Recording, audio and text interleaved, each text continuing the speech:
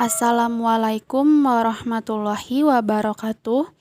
Saya Rizky Amalia dengan NPM 2018 21500 195 kelas R6C Universitas Indraprasta PGRI.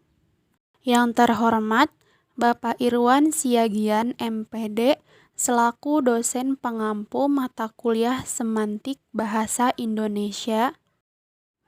Di sini saya akan membahas tentang makna literal dan makna non-literal, generalisasi, dan spesialisasi. Makna literal dan makna non-literal, suatu makna yang menggunakan bahasa sesungguhnya secara faktual dan bersifat netral disebut dengan makna literal atau harfiah. Sehingga kata yang digunakan dalam kalimat benar-benar menjelaskan keadaan atau situasi tanpa melebih-lebihkan. Sementara makna non-literal merupakan kebalikan dari makna literal, yaitu makna yang memiliki tujuan untuk mendramatisasi keadaan atau situasi dengan memberikan efek yang berlebihan. Makna literal disebut juga makna figuratif. Said 2016 halaman 15. Makna literal dan makna non-literal pada umumnya berasal dari istilah arti literal, lalu diberi pengertian secara teoritis sebagai arti pada tataran tipe kalimat. Menurut Knowles dan Moon 2015 halaman 5, makna literal dari sebuah entitas konkret, makna yang acuannya bisa rujuk secara fisik dengan eksistensi fisik dalam dunia, dan makna non-literalnya mengacu pada suatu yang abstrak atau mengacu kepada kualitas abstrak. Makna literal dan makna non-literal menurut para ahli. Menurut Griffith 2006 halaman 80, makna literal dari sebuah kalimat itu merupakan informasi semantik, di mana semantik itu adalah pengetahuan yang kita dapatkan. Sedangkan menurut Said 2006 halaman 16, makna non-literal disebut juga bahasa figuratif karena makna non-literal juga digunakan oleh beberapa majas. Contoh makna literal dan makna non-literal menurut Said 2006 halaman 15. Contoh yang pertama, saya lapar. Efek yang didapat oleh pendengar adalah bahwa ia sedang lapar. Tidak ada hal lain selain rasa lapar. Hal tersebut menunjukkan bahwa penutur sedang menggunakan kata secara literal. Contoh yang kedua, perut saya keroncongan. Makna tersebut menunjukkan bahwa seseorang sedang merasa lapar yang sangat hebat, sehingga penggunaan kata keroncongan menunjukkan bahwa penutur menggunakan bahasa secara non-literal. Pembahasan selanjutnya yaitu generalisasi atau perluasan makna. Faktor terjadinya perubahan atau pergeseran makna. Menurut Pateda 2010 halaman 163 sampai 167, pergeseran atau perubahan makna merupakan hal yang sering terjadi pada kata bahasa Indonesia.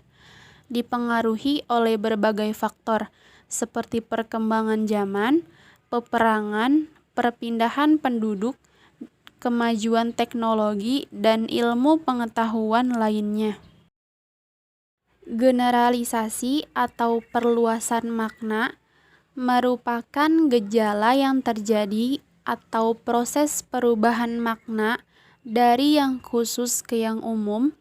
Perluasan terjadi pada sebuah kesempatan atau kata yang pada mulanya hanya memiliki sebuah makna, kemudian memiliki makna yang lain. Keraf 2010 halaman 97. Macam-macam generalisasi menurut Mundiri 2008 halaman 129. Yang pertama, generalisasi sempurna merupakan generalisasi di mana seluruh fenomena yang menjadi dasar penyimpulan untuk diselidiki. Misalnya sensus. Contohnya, jumlah setiap bulan pada tahun Masehi, setiap bulan mempunyai hari tidak lebih dari 31 hari. Dalam hal ini, dapat diselidiki yaitu jumlah hari dari setiap bulan dapat diselidiki tanpa ada yang ditinggalkan. Kedua, generalisasi tidak sempurna merupakan generalisasi di mana kesimpulan diambil dari sebagian fenomena yang belum diselidiki.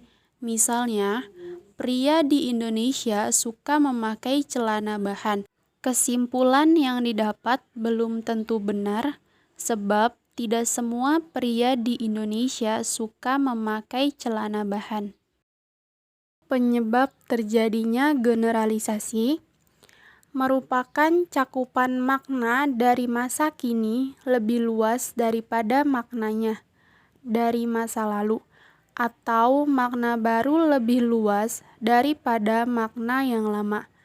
Oleh karena itu, makna baru harus ada hubungannya dengan makna asalnya atau makna umumnya.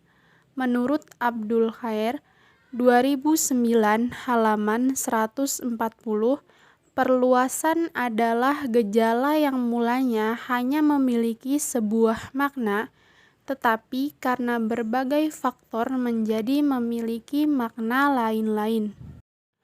Abdul Khair 2009 halaman 141, ia berpendapat bahwa proses perluasan makna terjadi dalam waktu yang relatif singkat, akan tetapi terjadi dengan waktu yang cukup lama. Namun yang perlu diperhatikan adalah bahwa makna-makna lain yang terjadi dari hasil makna perluasan itu masih ada dalam lingkup poliseminya. Artinya maknanya masih ada hubungan dengan makna asalnya. Generalisasi menurut para ahli.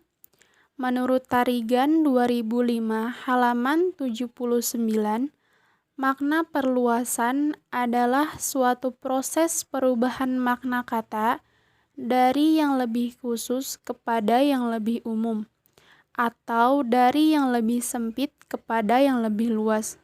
Menurut Suwandi 2011 halaman 161, generalisasi atau perluasan makna adalah proses perubahan makna kata dari yang lebih khusus ke yang lebih umum. Contoh generalisasi menurut Abdul Khair 2009 halaman 145. Contoh yang pertama, kata kepala. Kata kepala memiliki makna bagian tubuh yang ada di bagian atas. Sekarang makna kata diperluas menjadi pemimpin atau ketua suatu lembaga. Contoh yang kedua, kata bapak. Kata bapak memiliki makna orang tua laki-laki yang memiliki pertalian darah. Sekarang makna kata diperluas menjadi semua orang tua laki-laki. Contoh yang ketiga, kata ibu. Kata ibu memiliki makna orang tua yang telah melahirkan seorang anak. Sekarang makna kata ibu diperluas menjadi sebutan bagi wanita yang lebih tua atau dihormati. Pembahasan selanjutnya yaitu spesialisasi atau penyempitan makna. Spesialisasi dan generalisasi adalah tipe perubahan makna leksikal dengan cara salah satu makna unsur leksikal dikembangkan ke makna baru yang masih berhubungan dengan makna lama, baik perhubungan yang bersifat subordinatif maupun superordinatif. Pateda 2010 halaman 163 sampai 167. Proses spesialisasi atau penyempitan makna mengacu pada suatu perubahan yang lebih sempit dalam aplikasinya, kata tertentu pada suatu waktu dapat diterapkan pada suatu kelompok umum, tetapi belakangan maknanya. Dengan kata lain, cakupan makna pada masa lalu lebih luas daripada masa kini. Henry Guntur Tarigan, 2015, halaman 81. Contoh spesialisasi menurut Abdul Khair, 2009, halaman 147. Contoh yang pertama, kata babi. Kata babi sebelumnya tidak hanya bermakna pada binatang babi, tetapi juga pada daging babi itu sendiri. Sekarang, kata babi mengalami penyempitan makna, hanya digunakan untuk menyebut binatang babi saja. Contoh yang kedua, kata kitab. Kata kitab semula bermakna semua jenis kitab, sekarang mengalami penyempitan, hanya digunakan untuk buku-buku suci atau buku keagamaan. Contoh yang ketiga, kata sarjana. Kata sarjana semula hanya mencakup semua orang pandai atau cendekiawan, sekarang mengalami penyempitan makna, hanya digunakan semua orang yang lulus di perguruan tinggi saja. Kesimpulan dalam pembahasan materi makna literal dan makna non-literal, generalisasi dan spesialisasi adalah dalam berkomunikasi, makna yang digunakan penutur tidak hanya berbentuk literal, tapi ada kalanya juga berbentuk non-literal. Dalam semantik, ada beberapa perubahan makna, di antaranya perluasan makna dan penyempitan makna. Perluasan makna merupakan perubahan makna dari yang lebih luas ke yang lebih umum. Kebalikan dari perluasan makna, penyempitan makna merupakan perubahan makna dari yang lebih umum ke yang lebih khusus. Sekian pembahasan materi tentang makna literal dan makna non-literal, generalisasi dan spesialisasi. Terima kasih. Wassalamualaikum warahmatullahi wabarakatuh.